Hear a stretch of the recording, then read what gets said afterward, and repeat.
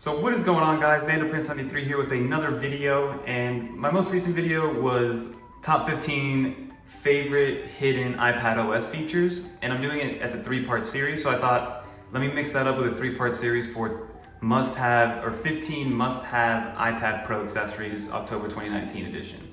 Right? So I'm just gonna hop right into it, and this one's gonna be the most obvious one, right? Out of the three episodes. So first off, we're gonna begin, there's two of them right in front of me. You have the Apple Smart Keyboard and then the Apple Pencil right up there. I have reviewed and played with and tested so many third-party Bluetooth keyboards, and every single time I go back to the Smart Keyboard. Sure, there's no backlit keys. There's the keyboard travel is a little, leaves a little bit to be desired.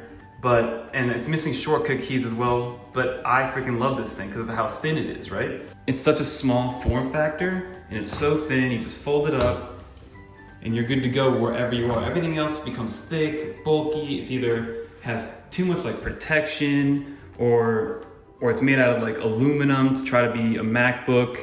I'm looking at you, Bridge. And also, for some reason, with iPad OS, if you have a Bluetooth keyboard, it doesn't play well when you try to do a Bluetooth mouse as well. But since this uses a 3-pin connector, it's very, very easy. There's no Bluetooth connectivity, there's no battery to worry about, there's no being disappointed when the keyboard is charged by micro USB versus USB-C, and all those issues that come with the keyboard. And this is yet to fail me. Every single time I open it up, it recognizes it, it types, there's no lag in the typing, and I absolutely love this keyboard. Unless Apple makes a different form factor for the keyboard, I'm sticking with this one, and if Apple does make a new form factor, I'll test it out and I'll end up probably going with that one, right? So that's the number one thing. With an iPad Pro, I recommend having a keyboard, especially if it's your main device. And then you have the Apple Pencil, right? Apple Pencil was upgraded. This is the Gen 2 pencil. It now charges magnetically right on the iPad itself. It connects automatically right on the iPad itself. It connects kind of like Airpods do. Apple Pencil is very useful for a bunch of things. I use it every single day for note-taking. I use it when I write my scripts for these videos and for video ideas. I use it for work, my 9-to-5 job. I don't really draw or anything on it, but it's great because of the responsiveness. It's now at 9 milliseconds when it used to be at 20. I don't really tell the difference because I did have a OG Gen 1 iPad Pro with the Apple Pencil 1, and I didn't really notice a difference in the speed of the Apple Pencil, but it was all done through software, which was amazing, Just with iPad OS, it increased the responsiveness and the latency of the Apple Pencil, right? So after those two obvious ones, we're gonna go to a third one that's it's also pretty obvious, right? Classic AirPods. So the AirPods are great. These are the Gen 1 AirPods. They're not the wirelessly charging capable ones, but they still work great. I've had them for 3 years. It connects automatically. It'll show up right there, as you guys can see. Fernando Silva's AirPods. The charge still lasts a really long time. I usually charge them probably once every 3-4 days. And the only thing that I will say, they are 3 years old, and if I have just the earpieces on for longer than like 2.5-3 hours, they'll run out of battery. When they first came out, I usually got like 4 hours of charge. So a little battery degradation, but what can you do, right? It's 3 years old, I can't complain. And then another big one that I always recommend to somebody, especially now with iPad OS, is a mouse, guys.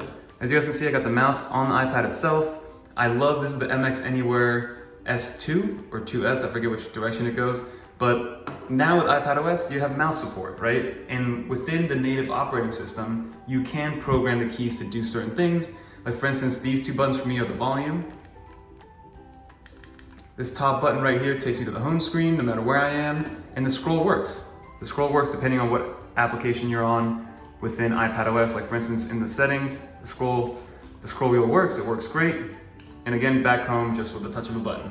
So a mouse support is awesome. I'm just hoping that Apple releases an SDK, because right now it's not really a feature, it's more of an accessibility thing, meaning that it's put there for other reasons rather than to be a main device. It's put there as an alternative for somebody who, for some reason, isn't capable of using the Apple Pencil, or it's easier for them physically to use a mouse, right? So those are 4 things, and then one thing which I didn't think that I needed, but now that I have it, I'm never gonna go back to the original version, is a fast charging brick, right? So this one's by Initech.